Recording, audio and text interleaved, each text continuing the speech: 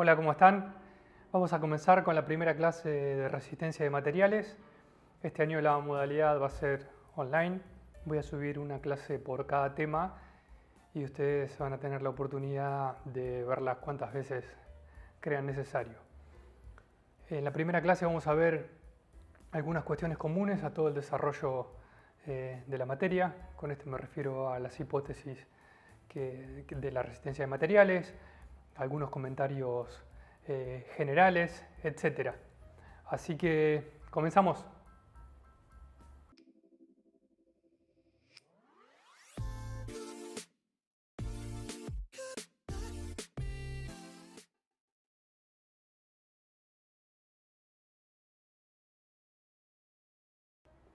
Para comenzar, lo primero que tenemos que hacer es definir a la resistencia de materiales o a la mecánica de materiales, que para nosotros va a ser lo mismo. Y para esto vamos a decir que la mecánica de materiales estudia el comportamiento elástico de algunos elementos estructurales que cumplen con ciertas hipótesis. Básicamente la mecánica de materiales lo que hace es elaborar una teoría matemática que permita predecir ese comportamiento elástico y mediante esa teoría matemática saca conclusiones respecto de cómo se va a comportar ese elemento estructural en la práctica, o sea, en la realidad. La descripción matemática del problema se hace a través de dos entidades matemáticas fundamentales. Esas entidades son las tensiones y las deformaciones. Entonces, siempre que planteemos una teoría, vamos al final determinar tensiones, deformaciones y también desplazamientos. En general, el comportamiento elástico de un sólido tridimensional está gobernado por un conjunto de ecuaciones diferenciales a derivadas parciales. Esas ecuaciones diferenciales en casi la totalidad de los casos no tienen solución analítica, entonces es necesario recurrir a algún método numérico, como por ejemplo el método de elementos finitos, para su solución. La resistencia de materiales lo que hace es, a través de plantear un cierto número de hipótesis restrictivas, bypassea el uso de las ecuaciones diferenciales a derivadas parciales y termina desarrollando teorías que mediante operaciones algebraicas simplemente permiten describir el campo de tensiones, deformaciones y desplazamientos. Estas hipótesis ya van a ver que son bastante restrictivas y en general sorprenden cuando uno en principio las escucha, pero vamos a ver que al fin y al cabo no suponen una reducción muy importante en la aplicabilidad de la resistencia de materiales a casos prácticos. De otra manera no la estudiaríamos. Estas hipótesis son en general de tres tipos. Hipótesis geométricas, que lo que hacen es suponer que el elemento estructural que analizamos cumple con una geometría determinada. Acá podría decir que en general lo que vamos a suponer es que los elementos estructurales que vamos a analizar resultan de una operación de extrusión, y esto va a ser verdad para casi la totalidad de los casos. Otro tipo de hipótesis que vamos a realizar son hipótesis respecto del material en sí, a cómo se comporta elásticamente y qué características tiene. Y por último, también vamos a realizar hipótesis respecto de la cinemática del movimiento del elemento estructural. Acá podríamos decir que la hipótesis fundamental va a ser asumir que las deformaciones van a ser pequeñas. Esta hipótesis es estrictamente necesaria si uno quiere mantener una teoría simplificada y quiere permitir una solución abordable sin la utilización de métodos numéricos. Bueno, creo que ya podríamos comenzar a ver los primeros temas en detalle. Así que, bueno, comenzamos.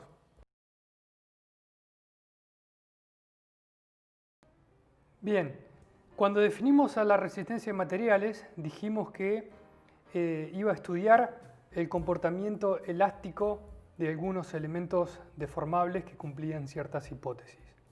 Lo primero que tenemos que hacer para comenzar la materia es definir qué es un elemento deformable. Para la resistencia en materiales, un elemento deformable es un determinado volumen de material con ciertas propiedades, por ejemplo, E, G y mu. Luego vamos a ver cuáles son esas propiedades. Además de ese volumen de material tener propiedades, le vamos a decir que son propiedades elásticas, tiene que estar vinculado de una determinada manera. Ese vínculo puede ser genérico, no es necesariamente requerido de que el problema sea isostático. Y además tienen que existir fuerzas. Por ejemplo, F1, F2, etcétera. Pueden ser la cantidad de fuerzas que uno quiera.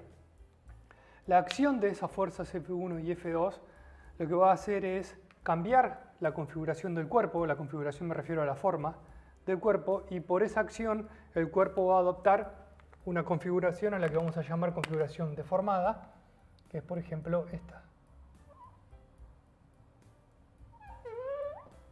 ¿Ok? El objetivo de la resistencia de materiales es determinar justamente esta configuración deformada. Le vamos a poner un nombre, B. Y a la configuración indeformada, que era la que tenía el cuerpo antes de la acción de las fuerzas F, la vamos a llamar B sub 0. Entonces, como decía, el objetivo de la resistencia de materiales es determinar la configuración B. Si logramos determinar la configuración B a partir de ciertos desarrollos matemáticos, lo que vamos a determinar es la distribución de las variables incógnitas de nuestros problemas, que lo adelanto, pero van a ser la tensión, la deformación y el desplazamiento. Si logramos determinar la distribución de la tensión, la deformación y el desplazamiento, vamos a tener resuelto nuestro problema. Ok.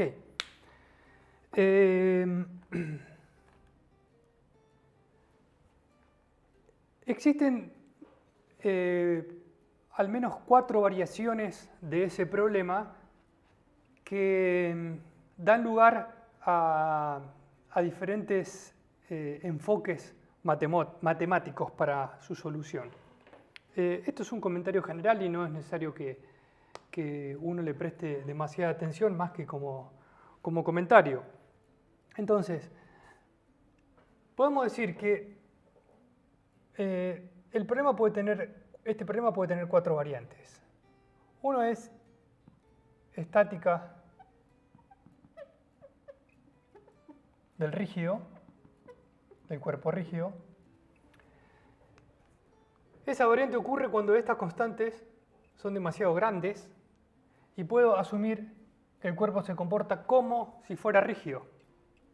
Bien, y esto es lo que hacíamos en estabilidad 1.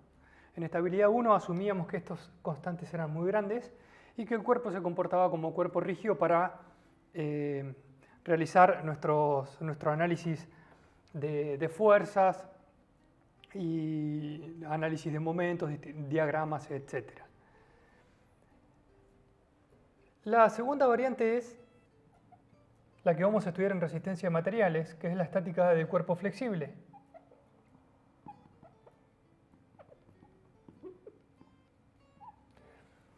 En este caso no podemos asumir que el material tiene constantes elásticas muy grandes, no podemos asumir que es rígido, por lo tanto tenemos que tener en cuenta esta flexibilidad a la hora de analizar el problema, que es lo que vamos a hacer nosotros. Además, existen 2 problemas adicionales. Uno es la dinámica del cuerpo rígido.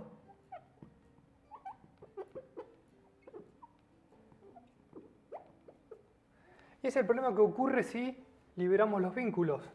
Y el cuerpo, y además el material tiene propiedades elásticas muy grandes. Entonces, si liberamos los vínculos y el material tiene propiedades elásticas muy grandes, el cuerpo comienza a moverse. Entonces, el estudio de ese problema es parte de la dinámica del cuerpo rígido, que es lo que se estudia en mecánica del sólido, por ejemplo. Y una cuarta variante es la dinámica del cuerpo flexible, que es el problema que ocurre cuando retiramos los vínculos, pero mantenemos la consideración de las propiedades elásticas del material, que es un problema que no vamos a analizar nosotros y probablemente no lo analicen en las carreras de grado, ni en ingeniería mecánica ni en ingeniería civil. Entonces, este va a ser nuestro problema. Bien. Ok. Existen tres tipos de análisis práctico o de análisis subjetivo, podría decirse, que uno puede realizar a partir de este problema. El primer análisis subjetivo es juzgar si este elemento mantiene la integridad estructural ante la acción de las cargas F. Y eso es lo que sería juzgar su resistencia.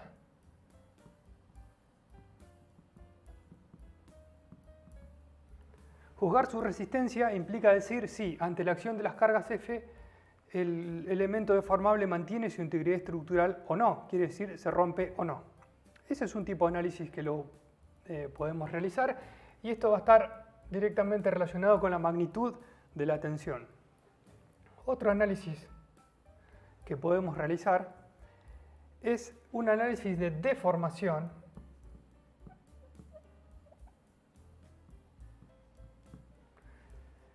que es predecir cuál es esa configuración deformada B.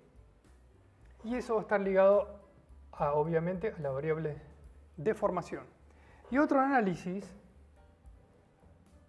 C, es un análisis de la estabilidad o de la inestabilidad. No voy a hacer muchos comentarios respecto a esto porque es el último tema de la materia, pero básicamente lo que implica eso es decir si ante la acción de las cargas F la configuración deformada es estable o inestable. Entonces este es básicamente nuestro problema general y es lo que vamos a realizar en todos los temas de la materia. Vamos a modificar en cada tema alguna de las hipótesis de los problemas y eso va a dar lugar a diferentes teorías, pero en principio lo que vamos a hacer siempre es resolver este problema que está ahí. Bien, dijimos cuando comenzamos la materia que los elementos estructurales que íbamos a analizar o que analizaba la mecánica de materiales o la resistencia de materiales cumplían con ciertas condiciones. Por eso cuando lo definí dije algunos elementos estructurales particulares, o sea, esos elementos estructurales cumplen ciertas condiciones. Estas condiciones son las hipótesis de la resistencia de materiales. Y ahora lo que vamos a hacer es nombrarlas. Las que voy a nombrar ahora son hipótesis comunes a todos los temas que vamos a desarrollar en la materia, pero no son las únicas. En algunos temas específicos vamos a agregar otras hipótesis y en general las hipótesis de cada tema son más, digamos, se suman a las hipótesis generales de la resistencia de materiales. Entonces, primero, antes que nada, vamos a definir qué es una hipótesis. Una hipótesis es una suposición. Vamos a suponer que el elemento que analizamos cumple con determinadas condiciones. ¿Está bien? Entonces,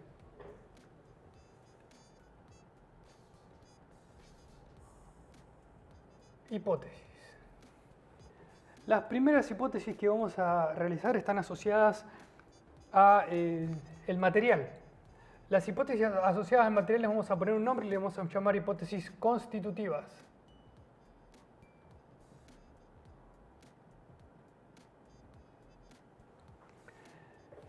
Nuestras hipótesis constitutivas van a asumir que el material es elástico, eso lo había dicho hoy. Entonces, vamos a poner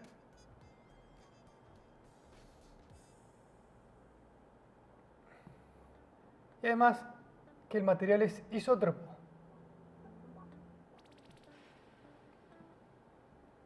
¿Qué significa isótropo? significa que el material tiene las mismas propiedades en todas las direcciones. Entonces, por ejemplo, si tenemos este elemento deformable y lo solicitamos con cargas en esta dirección, la propiedad del material E que responde en esta dirección va a tener la misma magnitud que la propiedad E que responde en la dirección transversal. Entonces podríamos decir que, por ejemplo, el E en la dirección X, si esta fuera la dirección X y esta fuera Y, el E en la dirección X es igual al E en la dirección Y. Entonces esa es la definición de isotropía. Las siguientes hipótesis son hipótesis cinemáticas.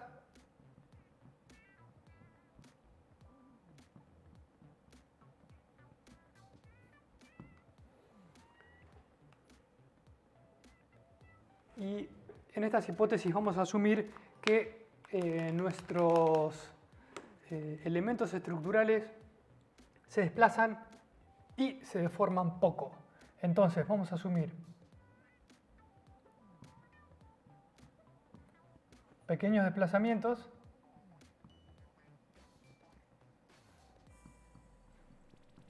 y además pequeñas deformaciones.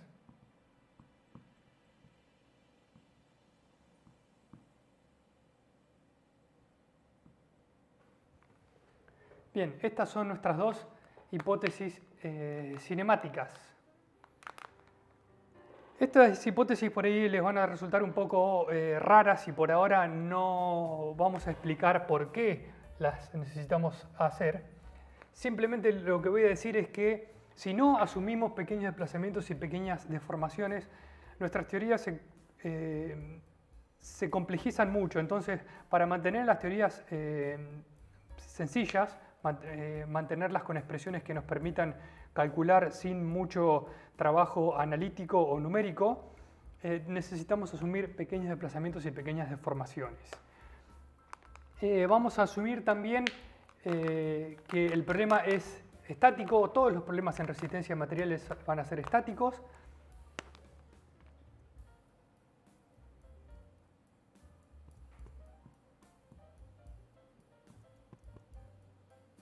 Acá no sé si poner una O o poner una A. Ok, vamos a poner una O. Todos los problemas son estáticos y eso implica que las cargas se aplican lentamente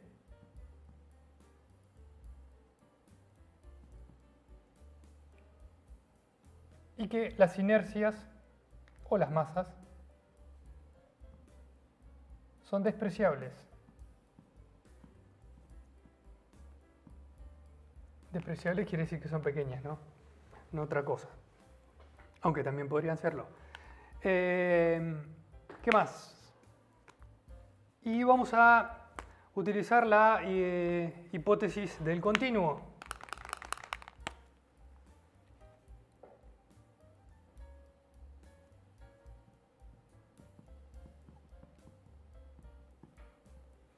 La hipótesis de continuo lo que dice es que si este es nuestro elemento estructural, habíamos dicho que tenía vínculos y cargas, el mínimo elemento de material que vamos a analizar, que le vamos a poner como nombre diferencial X, es mucho más grande que el espacio intermolecular, por lo tanto toda la discontinuidad de fuerzas que ocurre a nivel molecular y atómico no la vamos a tener en cuenta. Esto por lo tanto vamos a poner que el delta X es mucho más grande que el espacio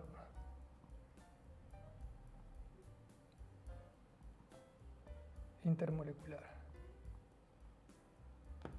Bien, y estas son los 4 grupos de hipótesis que vamos a realizar en toda la resistencia de materiales. La introducción de estas hipótesis genera algo que en principio puede hacer ruido. Si uno dice, si yo asumo las hipótesis constitutivas, más las hipótesis cinemáticas, más el problema estático, más la hipótesis del continuo, lo que estoy calculando, ¿tiene que ver o no tiene que ver con la realidad? La respuesta es que depende. Lo que intentamos es elegir de manera inteligente las teorías, conocer las hipótesis de tal manera de que uno pueda juzgar si luego de aplicar todas esas hipótesis, el elemento estructural que estoy analizando se corresponde con la realidad o va a representar la realidad con el suficiente detalle con el detalle que necesito. Ese arte, entre comillas, podemos decirle que se llama modelar. Entonces, modelar es aplicar hipótesis a una determinada realidad, a un determinado modelo de la realidad, para quedarme con un modelo un poco más sencillo y que me permita ejecutar el cálculo y predecir el comportamiento de ese elemento modelado. Entonces, modelar es el centro de la decisión de un ingeniero a la hora de abordar un problema mediante la resistencia de materiales. Entonces, esto es lo más importante. Conocer las hipótesis. Conocer las hipótesis y aplicarlas inteligentemente a nuestras teorías para poder tener una predicción que sea sencilla de obtener, pero que a su vez sea valedera. Dijimos que para analizar el problema de la mecánica de materiales íbamos a analizar la distribución o a determinar la distribución de variables o de entidades matemáticas que nos iban a permitir describir sus características de resistencia, su desplazamiento, etc. Esas variables eran la tensión y la deformación. Vamos ahora a definir qué es para nosotros tensión y qué es deformación. Supónganse que tenemos nuestro elemento estructural, que hacemos un corte a través de una superficie de ese elemento estructural y aislamos un elemento de área, y ese elemento de área vamos a dibujar un sistema de coordenadas. Supónganse que esto es Y, esto es Z y esto es X.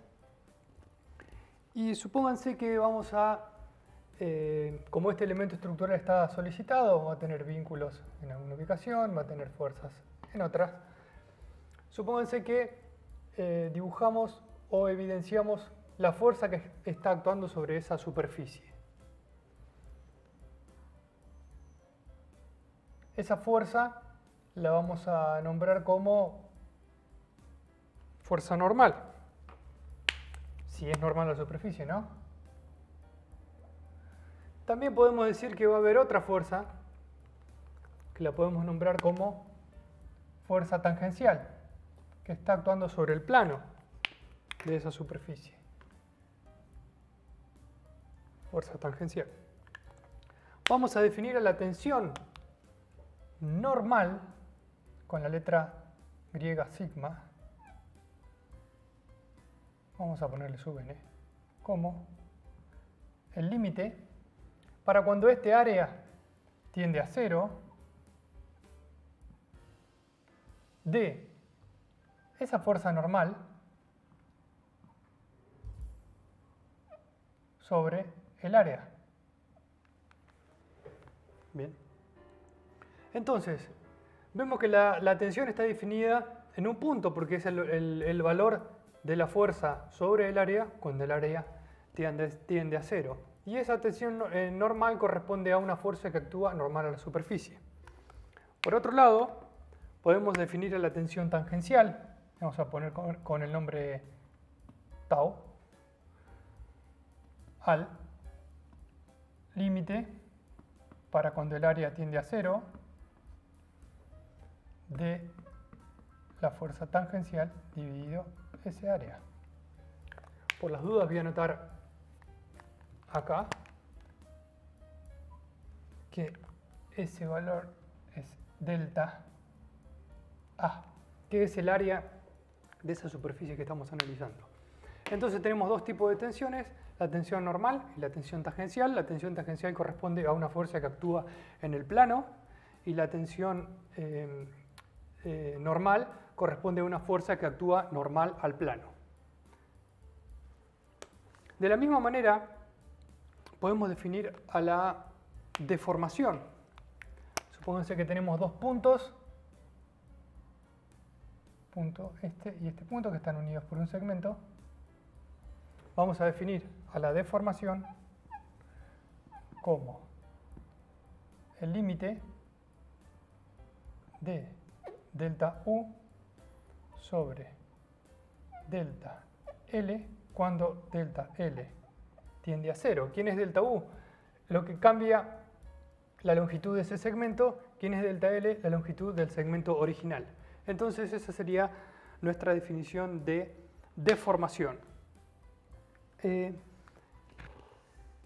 Esta definición es un poco diferente a la que van a encontrar en el libro,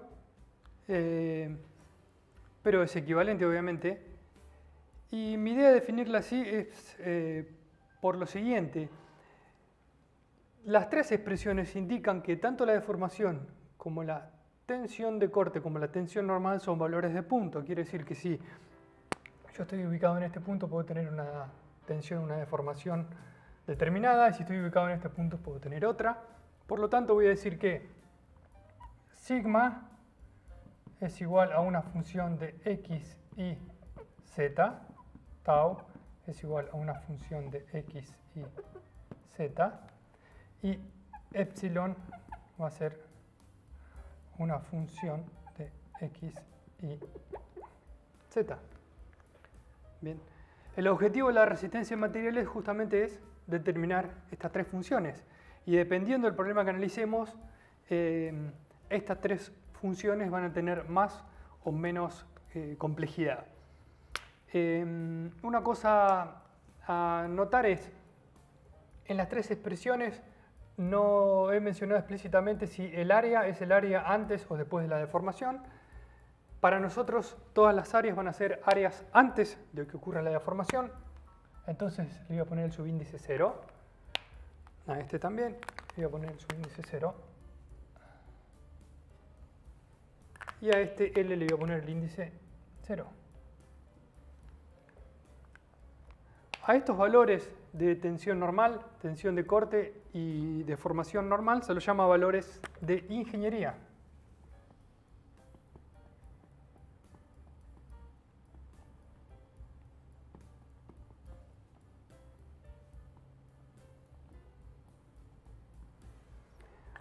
Cuando uno refiere los valores de tensiones con áreas que ocurren luego de la deformación, el problema es mucho más complicado porque de antemano no tengo la información del área, ni de la longitud final.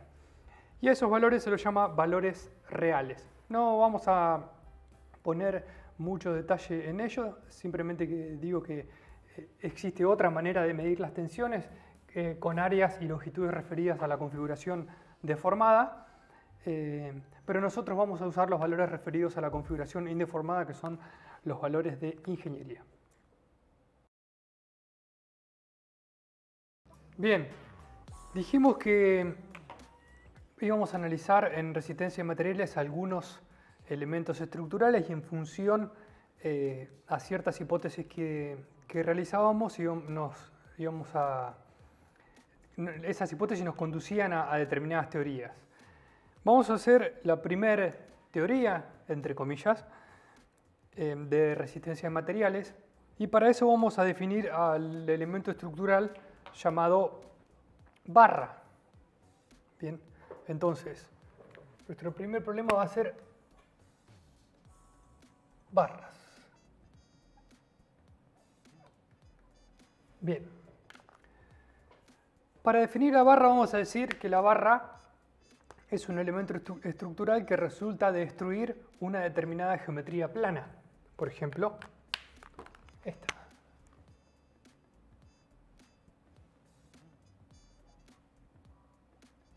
Ya saben que soy bastante malo dibujando, así que van a tener que tener un poco de imaginación. Entonces, de esa operación de extrusión resulta el elemento estructural que analizamos. Si suponemos que ese elemento estructural está sometido a fuerzas, por ejemplo, F, o bien esta F la podemos reemplazar por un vínculo. Bien. Tenemos entonces nuestro primer problema de resistencia de materiales. A este problema lo vamos a llamar tracción en barras.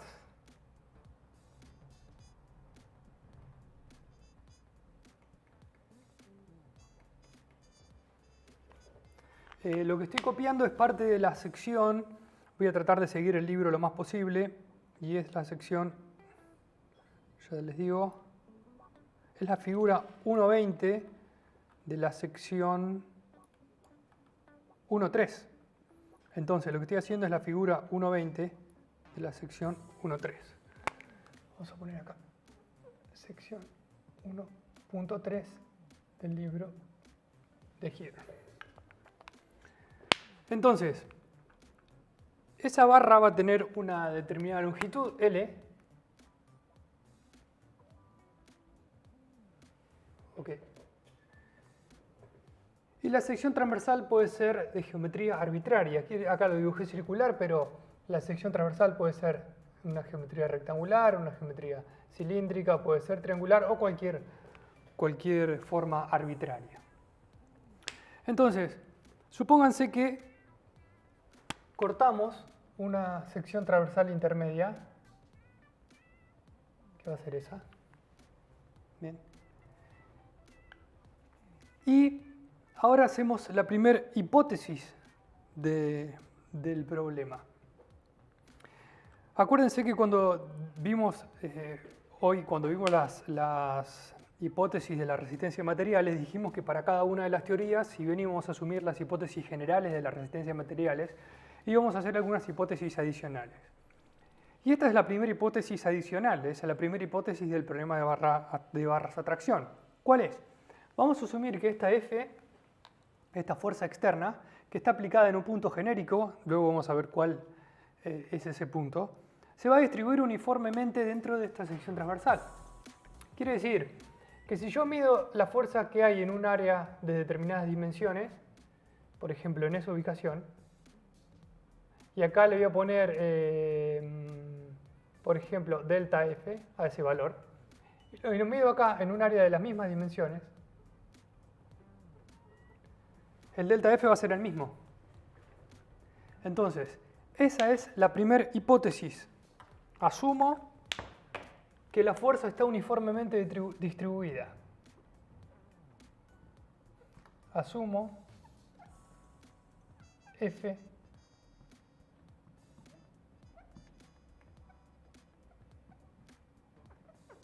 distribuida. Bien. Si asumo que F está uniformemente distribuida, voy a simplificar considerablemente el problema. ¿Por qué? Porque como habíamos definido la tensión sobre la fuerza que actúa sobre determinada área dividido ese área, asumir que la fuerza está uniformemente distribuida implica asumir que la tensión en cualquier punto es igual a la tensión promedio. Entonces, automáticamente esta hipótesis me conduce a esta conclusión. Sigma, que es la tensión normal, porque esta F es normal, es igual a F sobre área T. Esta es la fuerza total en el área y esta es el área, total de la barra. Ahora bien, fíjense que no hice distinción entre esta F total en el área y la F externa, y debería haberla hecho, podría poner acá F en A, pero resulta ser que la fuerza total absorbida en la sección transversal tiene que ser sí o sí igual a la fuerza total externa. ¿Por qué? Porque si la sección transversal en su totalidad no asume F, quiere decir que el problema está en desbalance. Y si el problema está en desbalance, esta barra se está moviendo. Y como estoy asumiendo que esta fuerza y esta fuerza son iguales, voy a como conclusión inmediata obtengo que la fuerza total en la sección transversal es igual a F, y esto es algo que vamos a usar siempre a lo largo de toda la materia. Por lo tanto, FA es igual a F. Y por lo tanto, la tensión es igual a F sobre A. Entonces, esta tensión es una tensión en cualquier ubicación y sigma es igual a una constante. Y no es función de X y Z. Bien, entonces, este es el problema de tensiones en barras. Entonces definimos a la barra, a esta barra la vamos a llamar barra prismática.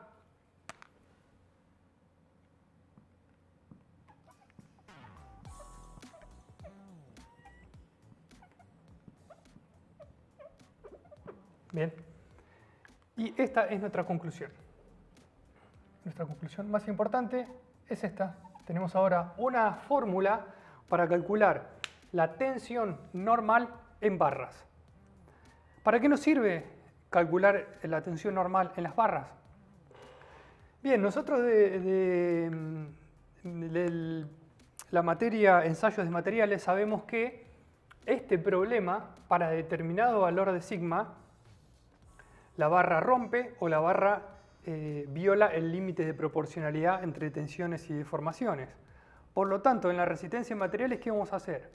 Vamos a calcular la tensión que tiene la barra con esta fórmula y vamos a compararla con el valor de tensión de fluencia que obtenemos del ensayo, básicamente del ensayo de tracción, del ensayo uniaxial de tracción, que no es otra cosa que este problema.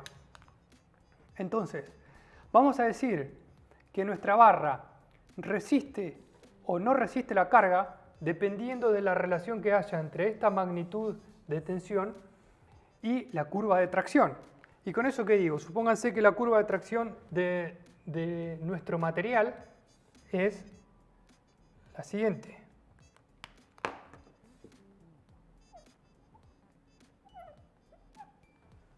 Bien.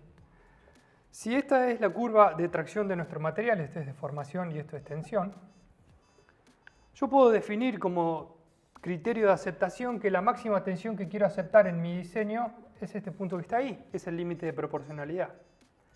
Quiere decir que voy a decir que mi diseño empieza a ser malo, digamos, quiere decir que mi barra no funciona según mi requerimiento, cuando la tensión calculada de esta manera es mayor que la tensión de fluencia. La tensión de fluencia a veces se le pone como nombre sigma y, de la palabra yield en inglés, que es fluencia. Entonces, si F sobre A es mayor que sigma de fluencia, voy a decir que es un abuso de lenguaje lo que voy a decir, pero puedo decir que no resiste. Fíjese que no resista no quiere decir que se rompa, quiere decir que, al menos como lo estoy definiendo yo, uno lo podría definir la palabra resiste como quiera, ¿no? Pero decir que no resiste o que no funciona mi diseño implica llegar a esa condición porque asumí que este es el número máximo que voy a aceptar. Vamos a ver que ese criterio funciona bastante bien porque si quiero aceptar un valor más grande de tensión tengo que recurrir a una teoría mucho más complicada que las que elabora la resistencia de materiales. En muchos casos lo que se hace es tomar un factor de seguridad y decir que voy a aceptar solamente un 75% de la tensión de fluencia y eso implicaría llegar solamente hasta ahí. Y en ese caso voy a decir que tengo que multiplicar a este número por dividir a este número por 0.75. ¿Ok?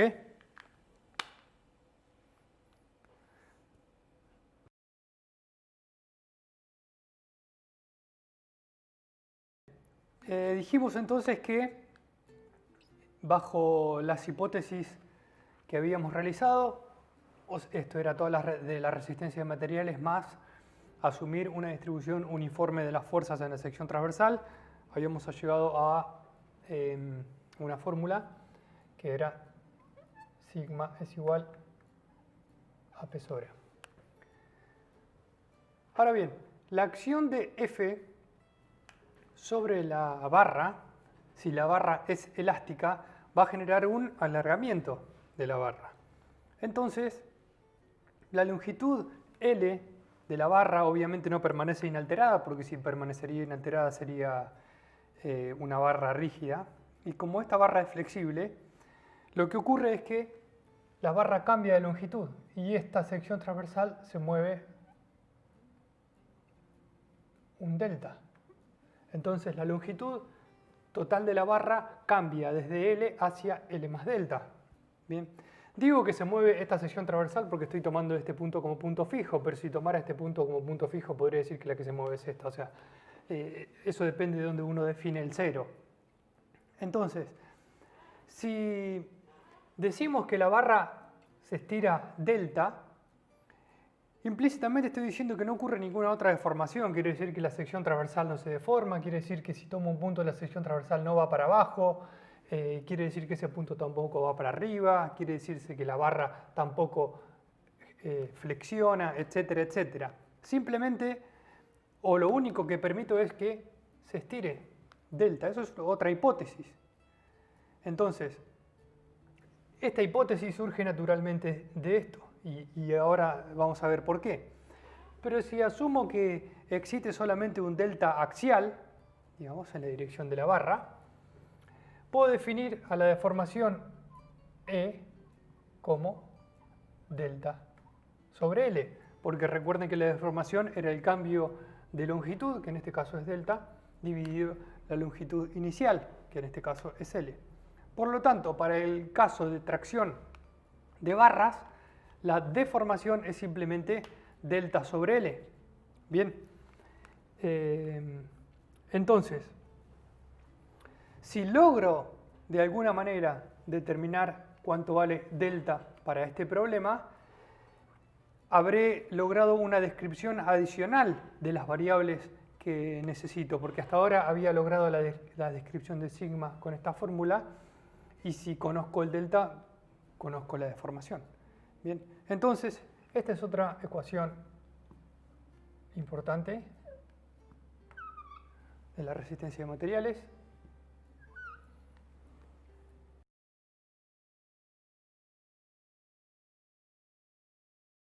Cuando definimos el problema de tracción en barras, o definimos la barra, dijimos que F podía estar aplicada en un punto respecto del cual en ese momento no íbamos a decir mucho. No sabemos si es un punto cualquiera o si F tiene que estar necesariamente ubicada en algún punto específico para cumplir con la distribución de tensión, etc. Y eso es lo que vamos a analizar ahora. Lo que voy a hacer es copiar la figura 1.22 del libro. Para respetar el sistema de coordenadas que hay en la figura, a esta F le voy a poner SF sub Z y esta sería F sub Z. Bien, entonces la figura 1.22 lo que hace es un corte de la sección transversal y mira la sección transversal de frente para analizar qué ocurre con los momentos flectores en esa sección transversal y con la sumatoria de fuerzas. Bien, vamos a hacer la figura.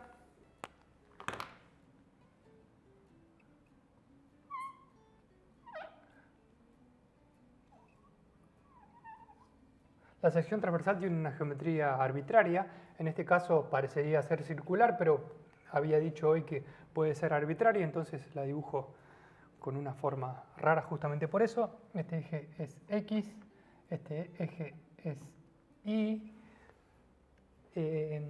La fuerza F está aplicada en un punto genérico que le voy a llamar P. Bien. Las coordenadas del punto P, la coordenada X del punto P es X sub P. Y la coordenada Y del punto P es Y sub P. Si miramos un área genérica pequeña, es un área infinitesimal, diferencial A, las coordenadas de ese área genérica son simplemente X e Y. Entonces, esto es esta distancia, perdón, es X y esta distancia es Y. Bien, y esas son las coordenadas de un área genérica diferencial A. Creo que no me olvido de nada. No. Ahora, cuando asumimos de que esta barra solamente puede estirarse y en ningún momento se mueve hacia arriba y hacia abajo, estamos diciendo que una deformación lateral no puede ocurrir. Por hipótesis estoy diciendo que esto solamente se mueve en la dirección axial. Además, dije que la barra está en equilibrio estático. Habíamos dicho que la resistencia de materiales trataba sobre problemas estáticos de cuerpos deformables. Quiere decir que si cortamos una sección transversal a una ubicación genérica, que tranquilamente puede ser esta, y aislamos un tramo, ese tramo está en equilibrio estático. Y acá hay algo muy importante, que es, ese tramo no se está moviendo, pero efectivamente en algún momento se movió para poder deformarse. Bien. La mecánica del movimiento desde el estado indeformado al estado deformado no nos interesa mucho, lo que nos interesa es aislar esos dos estados y analizar lo que pasa en el estado deformado conociendo magnitudes geométricas del estado indeformado, pero no vamos a analizar lo que pasa en el tramo dinámico, podría decirse, de ese problema que es cuando la deformación ocurre. Para eso asumimos que las cargas se aplican muy lentamente y que las inercias son despreciables, y esa era una de las hipótesis que habíamos hecho. ¿Y a qué voy con esto? A que hay que pensar que este tramo, cuando lo corto y lo aíslo, si pongo en evidencia cuáles son los momentos internos y las fuerzas internas, este tramo está en equilibrio estático. Se movió, se deformó, está deformado, pero está en equilibrio estático. ¿Por qué necesito tener en mente eso? Para poder ahora entender el balance de fuerzas y el balance de momentos. ¿Ok? Y vamos a eso. Entonces, el balance de fuerzas lo habíamos hecho al principio y decíamos que F, si aislamos un tramo, puede ser el tramo derecho, el tramo izquierdo, cualquiera, F es igual a la integral de la tensión en el área. La integral de la tensión en el área es efectivamente la sumatoria de todas las fuerzas internas en el área. Entonces, como este tramo está en equilibrio estático, no hay aceleraciones, esta F tiene que ser igual a la integral de la tensión en el área. Como, digamos, este elemento, además de estar en equilibrio de traslaciones, está en equilibrios de rotaciones, porque no se está moviendo lateralmente ni verticalmente, o sea, no se está trasladando, pero tampoco está rotando. Por lo tanto, también tengo que cumplir con el equilibrio de momentos. ¿Y qué me dice el equilibrio de momentos? El equilibrio de momentos me dice, si analizo esta foto, digamos, veo que tengo dos momentos. Un momento es el momento en X y el otro momento es el momento en Y. Ambos momentos generados por la fuerza Fz. Entonces, el balance o el equilibrio de momentos me dice, por ejemplo, la sumatoria de momentos en X me dice que la fuerza Fz que está aplicada en un punto P genera un momento en X igual a su magnitud por el brazo de palanca, que es F.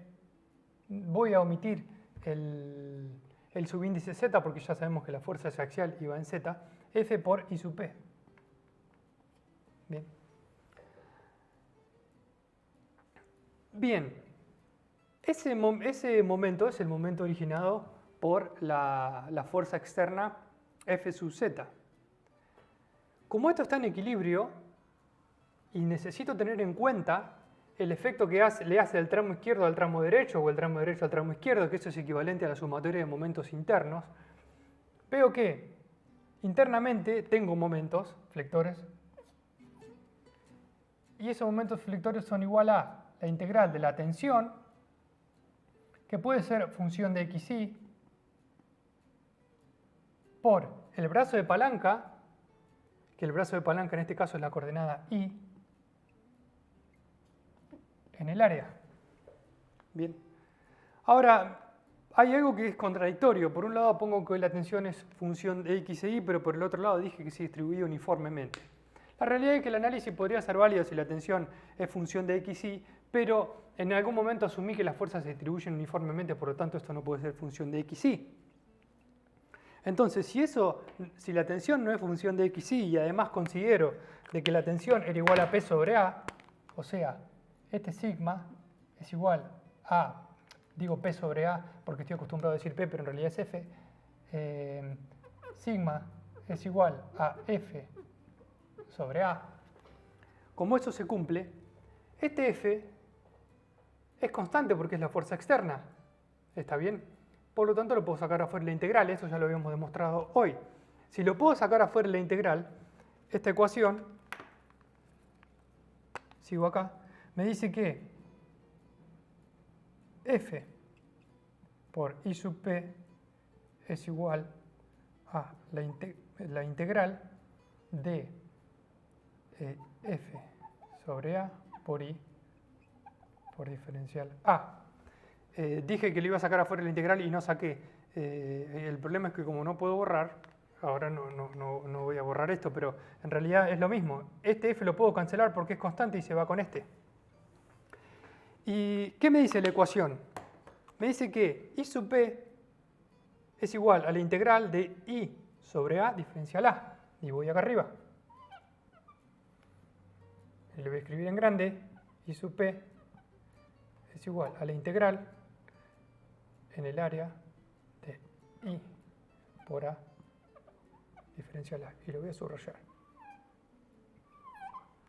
Si hiciera el mismo análisis con la coordenada, con la sumatoria de momentos en X, obtendría una ecuación análoga, pero para X.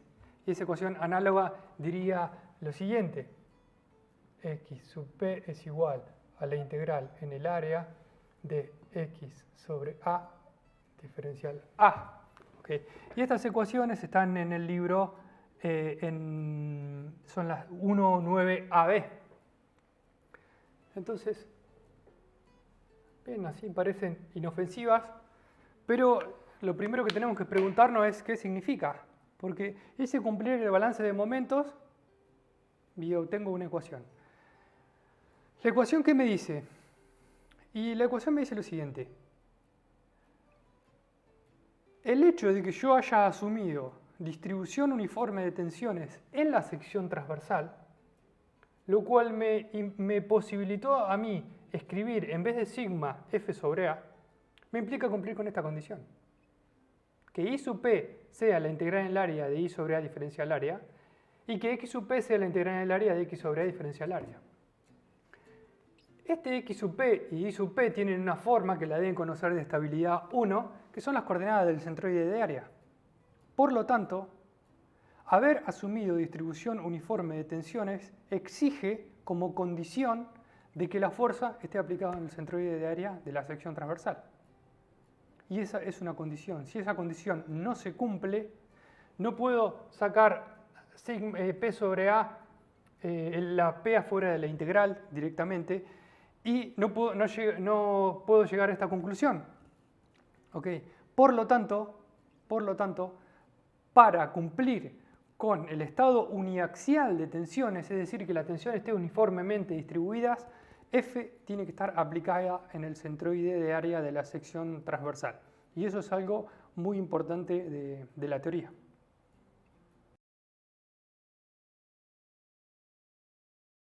Vamos a comenzar con el primer ejemplo de la materia, que es el ejemplo 1.5 del libro. En ese ejemplo tenemos dos elementos estructurales, un elemento A y un elemento B, que están unidos entre sí. Sobre la interfase entre el elemento A y el elemento B actúa una fuerza distribuida P sub A con una magnitud total de 7.800 newtons. Puse la barra encima de la P sub A para anotarlo como una fuerza distribuida y esta sería la magnitud total. En el punto inferior del elemento B, que es este punto, actúa una fuerza puntual P sub B de una magnitud que desconozco y conozco que la tensión normal en A es igual a 14.5 megapascales. Y ahora voy a hacer un comentario respecto de los ejercicios que es válido para todo el análisis de la materia. Y es el siguiente. No es tan válido o tan útil que uno adopte un esquema mecánico de solución de ejercicios en el que diga, bueno, divido esto por esto, pongo esto acá, meto esto acá y obtengo un resultado. Sino, es importante entender las hipótesis de los problemas. ¿Y por qué digo esto? Porque ahora el ejercicio por ejemplo, está dado en el tema tensiones normales en barra. Por lo tanto, uno automáticamente entiende las hipótesis porque sabe que necesariamente esto tiene que ser un ejercicio de esfuerzo axial en barras. Ahora, a instancias de los exámenes, sobre todo el examen final, en general se plantea la solución de este problema y se pregunta cuánto vale la tensión en alguna ubicación, y el enunciado no dice de qué tema es. Entonces el alumno tiene que observar el ejercicio, entender de qué tema se trata y utilizar la teoría del tema que corresponda. ¿Por qué es así el examen? Porque así es la realidad. Es decir, si uno va a una obra, si se trata de ingeniería civil o tiene un elemento mecánico, en general el elemento mecánico no habla y no le dice a uno de qué tema es la teoría que tiene que aplicar para resolver el problema. Uno tiene que mirar el problema, hacer hipótesis, que esa es una parte de arte, digamos, si los artistas lo permiten, una parte de arte de la solución de ejercicios, que es hacer hipótesis y tener cierta confianza en las hipótesis que uno hace. Eso implica decidir qué teoría aplicar en determinado problema. Entonces, probablemente el ejercicio no diga en el enunciado que esta carga está aplicada en el centroide. Por eso digo, lo asumo porque estoy practicando ejercicios de esfuerzo axial. Y es una condición necesaria que P esté aplicada en el centroide, porque si P no está aplicada en el centroide, el problema no lo puedo resolver con la teoría que conozco. ¿Ok? Si este ejercicio estuviera al final de la materia, o si fuera un ejercicio de examen final, no necesitaría tener como dato de qué P está aplicado en el centroide. Sí necesitaría tener como dato la ubicación en la cual está aplicada P. Y uno ahí debería decidir en función de esa ubicación qué teoría utiliza. Si utiliza una teoría de flexión, una teoría de tracción, etcétera, etcétera. En este caso, P está aplicada en el centroide, por lo tanto esto es un ejercicio de esfuerzo axial. La resultante de P sub A, o cuando decía P me refería a P sub B, la resultante de P sub A también va a estar aplicada en el centroide. Y eso se deduce de la simetría del problema. Entonces quiere decir que estoy cumpliendo con la condición esencial para que esto sea un problema de esfuerzo axial, P está aplicada en el centroide. Fíjense que ya hace 5 minutos que estoy hablando y solamente estoy pensando el problema, todavía no comencé la solución, porque es más importante pensar el problema y entender cuáles son las hipótesis que empezar a meter números y expresiones en las ecuaciones que tengo para obtener un resultado. Entonces, lo primero a pensar es lo que pensamos recién. Es un problema de fuerza axial, voy a asumir estas hipótesis. Obviamente voy a asumir todas las hipótesis de la resistencia de materiales, el material es isótropo, el problema es estático, etcétera, etcétera. Bien, cumpliendo con todas esas hipótesis puedo comenzar a abordar la solución. Para abordar la solución tengo un dato adicional que también tengo que pensar, que es, el problema planteado en el libro siempre tiene solución. El libro y el examen nunca va a tener un problema, nunca va a plantear un problema que no tenga solución. Por lo tanto, tengo gran parte del problema resuelto, aunque ustedes no lo crean.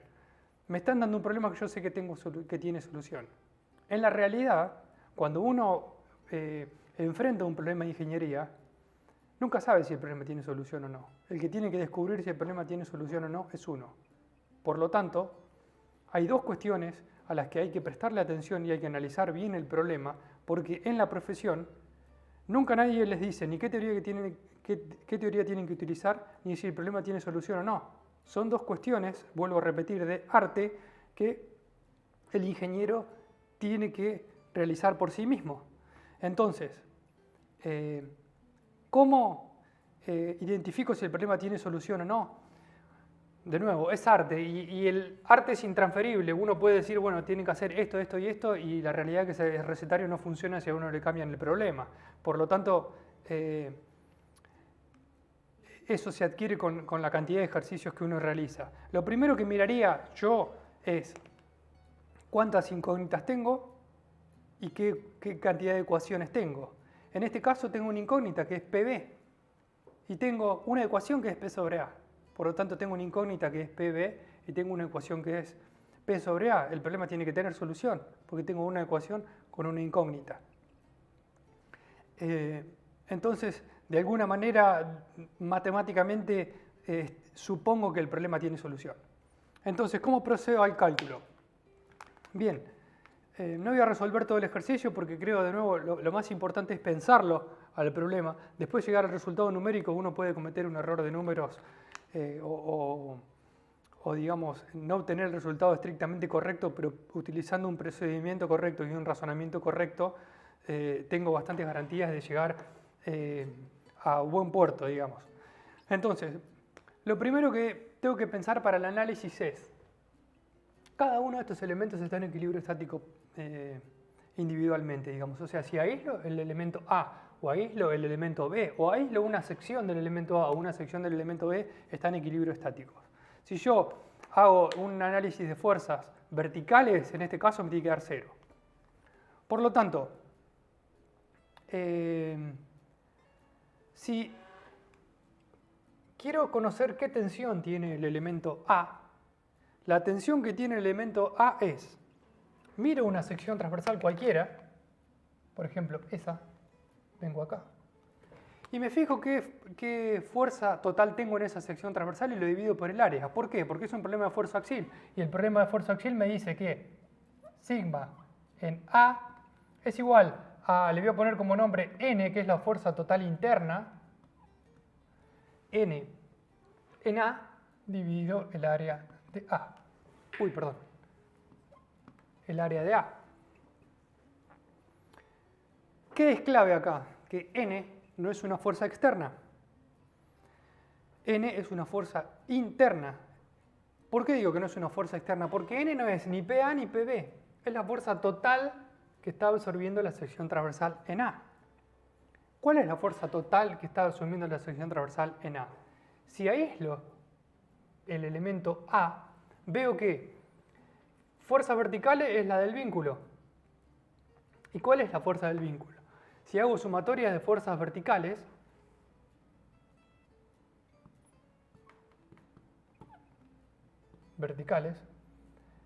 obtengo que la reacción en el vínculo, voy a poner R es igual a PB más PA, que es esta PA, la total, ¿no?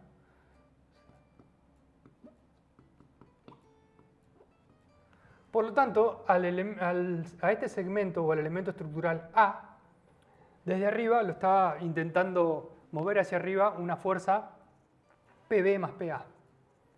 Obviamente, hacia abajo tiene que haber la misma fuerza porque ese elemento está en equilibrio estático, deformado pero en equilibrio estático. Por lo tanto, en cualquier sección transversal tengo que tener PB más PA. N, que es la fuerza total interna, que lo deberían conocer de estabilidad 1, que es cuando hacían diagramas de fuerza axial, ¿no es cierto? Bueno, cuando uno hacía diagramas de fuerza axial, lo que está calculando es esa N, es la fuerza interna en la sección transversal, que es la suma de todas las tensiones internas multiplicadas por el área. Tensiones que son constantes en el área porque estamos en un problema de fuerza axial. Entonces, la tensión en A es PA más PB dividido el área A. Entonces esto es, la tensión en A es igual a PA más PB dividido el área en A. No dije, pero todas las áreas, todas las propiedades geométricas son datos. Entonces, el área de B es dato, o sea, es conocida. Y el área de A, conocida. También es dato. Por lo tanto, tengo una sola incógnita, que es cuánto vale PB. El problema me da como dato cuánto vale sigma A. O sea que conozco sigma, conozco cuánto vale el área de A. Conozco cuánto vale PA y tengo como incógnita PB, entonces despejo.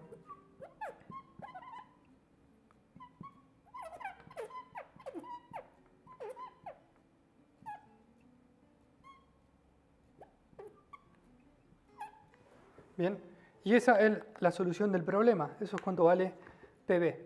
Entonces, es muy importante, como decía recién, es muy importante que piensen primero cuáles son todas las hipótesis que necesitan hacer para poder resolver el problema con la teoría que están intentando utilizar.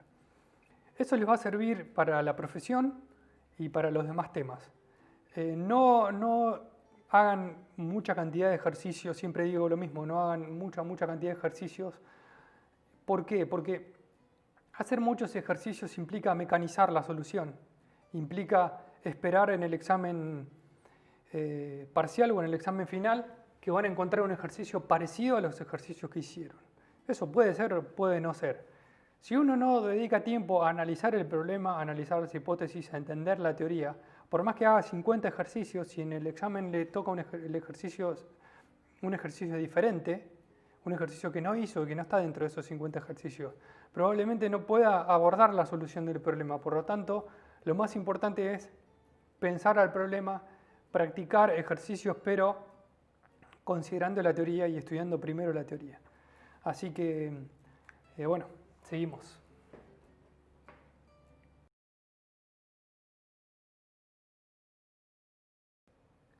Así como definimos las tensiones normales, resultantes de una fuerza que actúa normal a la superficie, habíamos definido las tensiones de corte como las tensiones que resultan de fuerzas que actúan contenidas en el plano de la superficie de un elemento estructural. La tensión de corte, supongamos el caso de una barra que está vinculada en este extremo y que está actuada por una fuerza transversal P. La tensión de corte puede promediarse en la sección transversal y puede calcularse como tau promedio igual a P. Le vamos a poner la T de transversal sobre el área. En muchos casos esta expresión para la tensión de corte se utiliza para el dimensionado y se evalúa y compara con una tensión de fluencia del ensayo de corte, del material en corte.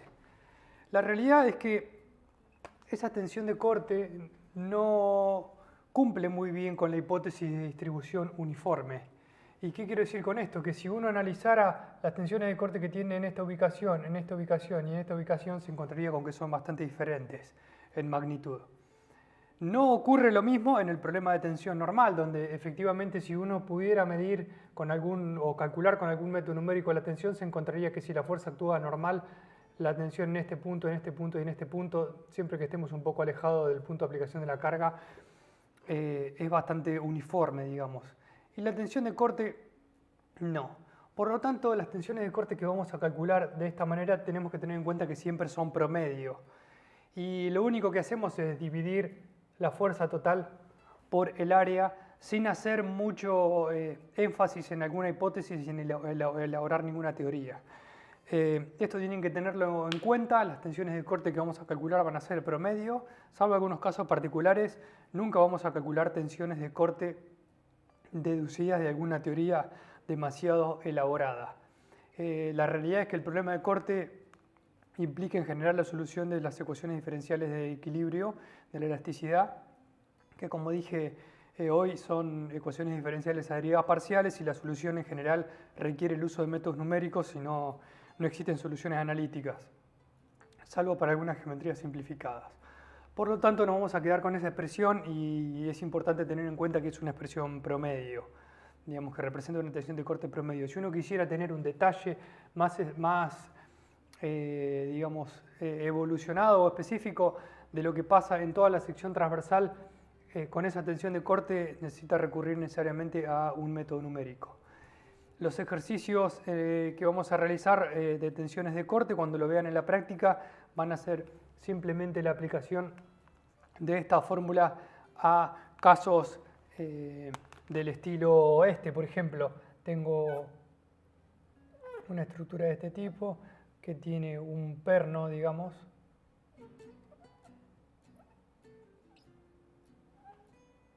y actúan fuerzas en esta dirección,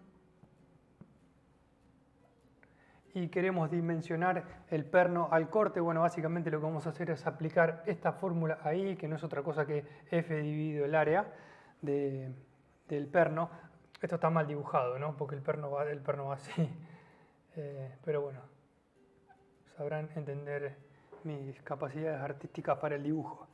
Entonces, lo único que hacemos en ese caso es dividir F por 2, porque hay dos secciones transversales soportando la unión, y hacer F sobre 2 dividido el área, y nos va a dar una tensión de corte promedio en ese perno. La realidad es que no es muy uniforme la distribución de corte ahí, y en general, si uno quiere un detalle mejor de esa unión, hay que hacer lo que les comentaba recién, resolver las ecuaciones diferenciales de equilibrio. Los ejercicios van a ser bastante simplificados, por lo tanto no hay mucha teoría que desarrollar de este tema, simplemente tener en cuenta que son tensiones promedios y no olvidarnos de eso.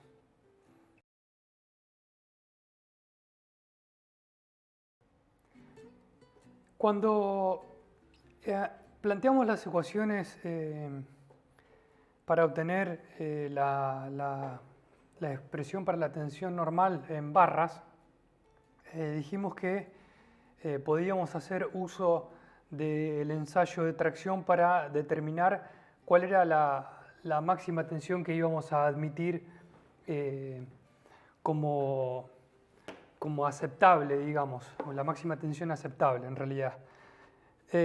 Lo mismo podemos hacer con la curva para definir una proporcionalidad entre tensiones y deformaciones. Y esto es lo que hizo Hooke en el 1600.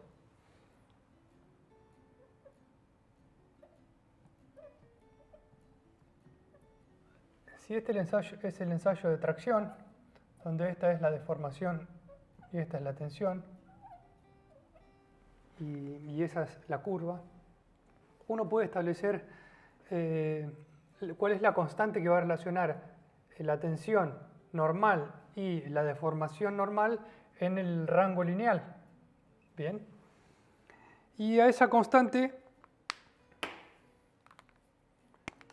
la llamamos módulo de elasticidad. Entonces, sigma va a ser proporcional a epsilon. Y este valor, el valor de la constante de proporcionalidad, a la que vamos a llamar módulo de elasticidad, lo determinamos a través del experimento. Esto es la ley de Hooke.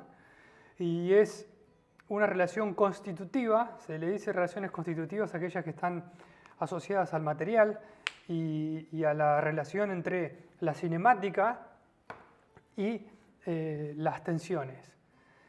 Entonces, esta expresión es una expresión empírica en el sentido de que uno la tiene que determinar del experimento y no se deduce, digamos, matemáticamente. Uno nunca puede llegar a E matemáticamente, sino que es una ley empírica.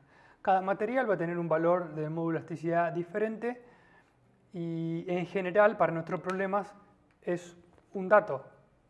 Bien. O podría no ser un dato si uno conoce estas dos expresiones y tiene que encontrar un valor de E y buscar un material luego para que cumpla con una determinada relación. Entonces, esta ecuación la podemos utilizar conjuntamente con las ecuaciones anteriores para barras, que básicamente eran sigma igual a P, la fuerza sobre el área,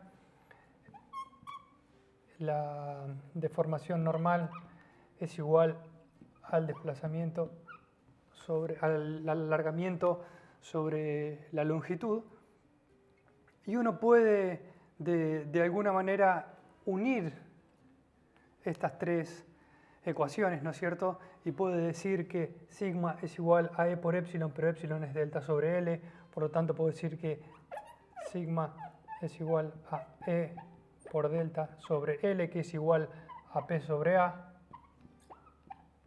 Y puedo despejar delta de ahí.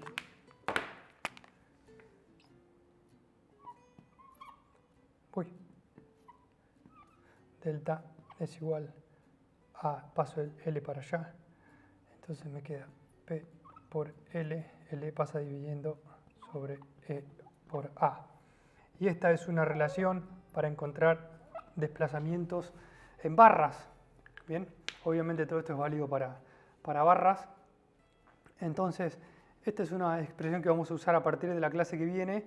Delta es igual a la carga por la longitud de la barra sobre el módulo de elasticidad y el área para encontrar desplazamientos en barras. Esta expresión en general es conveniente saberla de memoria para tener, digamos, en la cabeza cómo afectan cada una de las variables del problema. Por ejemplo, si la barra es más larga, ante la misma carga tiene un alargamiento mayor, si el módulo de elasticidad es mayor, el alargamiento de la barra es menor, etcétera, etcétera. Así que esto es lo que corresponde a la teoría de ley de Hooke. No hay mucho que analizar, es simplemente una ley empírica que nos representa una relación entre las tensiones y las deformaciones a través de un único número E. En realidad la ley de Hooke se puede generalizar para cuando tenemos tensiones en varias dimensiones, pero como eso es parte del desarrollo de la teoría de elasticidad, no lo vemos en mecánica de materiales, salvo algo que vamos a ver cuando veamos estado plano de tensiones. De la misma manera que definimos la ley de Hooke para esfuerzo normal, la podemos definir para corte, y esto, la ley sería así. Tau es igual a G sobre gamma, donde gamma es una deformación angular que todavía no hemos definido, pero cuando definamos esta deformación angular vamos a ver que hay una proporcionalidad directa entre la tensión de corte y la deformación angular a través de la constante G, que cumple las veces de módulo de elasticidad, pero para el problema de corte. Hay algo adicional, que es que en el ensayo de tracción vemos que cuando el elemento estructural al que se está sometiendo al ensayo, o sea, la probeta, aumenta su longitud, se contrae transversalmente. Esa contracción está determinada por una constante independiente que se llama módulo de Poisson y que se nota con la letra mu, que es igual a la contracción lateral dividido la contracción axial, a la que le vamos a poner epsilon x. Bien, entonces esa constante es independiente del módulo de elasticidad. Y entre mu, el módulo de elasticidad axial y el módulo de elasticidad en corte, definen el conjunto de constantes elásticas de un material. Que una vez que uno determina G, mu y E, queda completamente determinada la característica elástica del material, al menos para lo que respecta a resistencia de materiales para materiales isótropos. Vamos a ver en realidad que las tres constantes no son independientes, sino que existe una relación que las une, digamos, y en realidad dos de esas constantes son independientes, la otra es función de las demás. De esta manera, uno conociendo E y conociendo G automáticamente conoce mu, o conociendo mu y E automáticamente conoce G, por una expresión que vamos a desarrollar más adelante. Así que esto es todo para ley de Hooke.